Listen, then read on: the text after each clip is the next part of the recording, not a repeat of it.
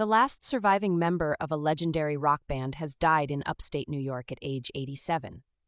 Garth Hudson, who played the organ, accordion, saxophone, and other instruments in the band, died Tuesday morning, according to the Toronto Star.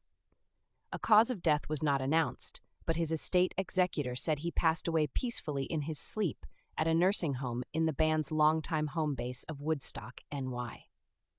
According to Variety, Hudson was known as the quiet member of the group that began as the Hawks, a backup band for rockabilly singer Ronnie Hawkins.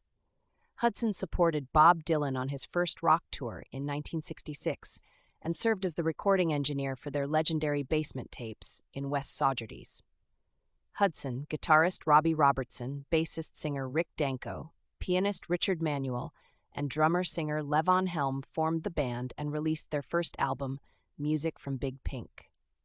Partly based on those tapes with Dylan, the 1968 release featured The Wait and I Shall Be Released, while other songs were released in 1970-75 as The Basement Tapes, with Dylan and the band.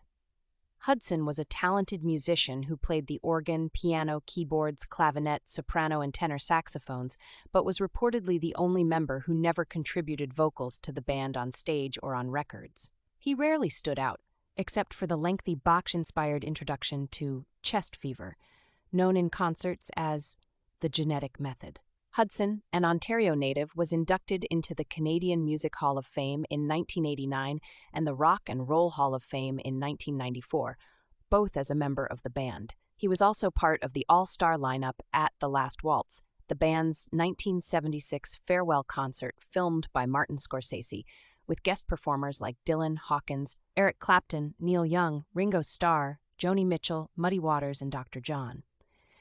Outside of the band, Hudson performed as a solo artist and with notables like Elton John, Nico Case, Teddy Thompson, and his own 12-piece band, The Best, with his wife Maude Hudson, who died in 2022.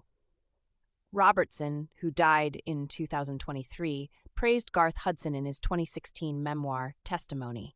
He played brilliantly, in a more complex way than anybody we had ever jammed with.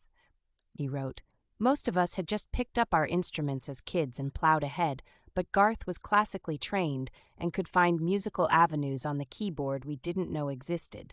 It impressed us deeply."